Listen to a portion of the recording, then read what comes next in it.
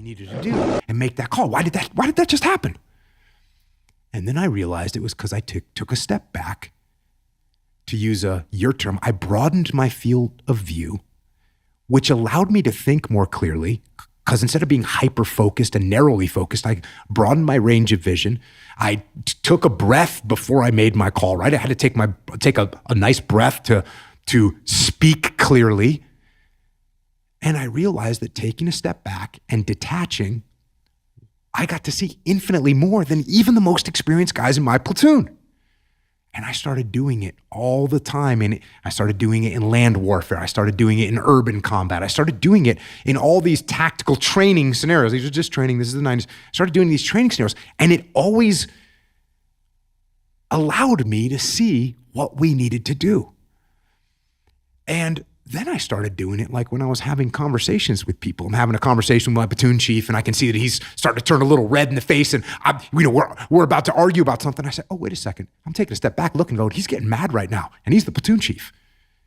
You better just de-escalate this thing real quick. And I'd say, hey, you know what, chief? That sounds good. Let me go relook at the plan or whatever.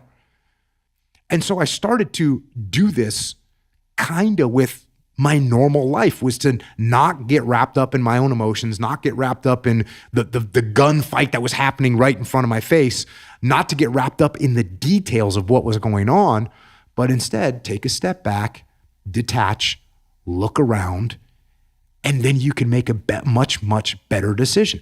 And it's exponential.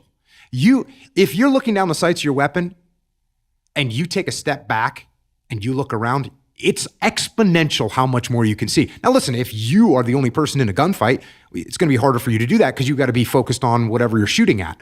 But when you have 16 guys or 20 guys, they're all looking in the same direction, it's very easy to be the guy that goes, I'm gonna take a step back, look around, make a call.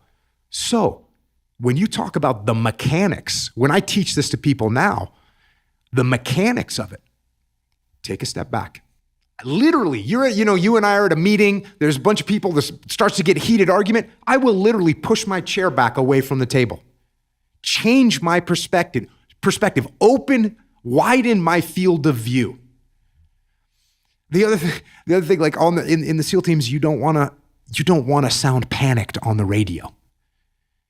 For a couple reasons. Number one, because when you panic on the radio, it's going to cause other people to panic. Number two, if you panic on the radio and you sound panicked, everyone's going to make fun of you. So, when you get back from the mission, everyone's going to go, yeah, you sounded like a baby out there.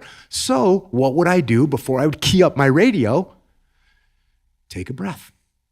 And so here I'm manually slowing down my breath. I'm broadening my field of view. So if you're in a meeting or you're at the supermarket parking lot and someone starts to yell at you, take a step back, take a breath, broaden your field of view, detach from those emotions that you're having, and make some space.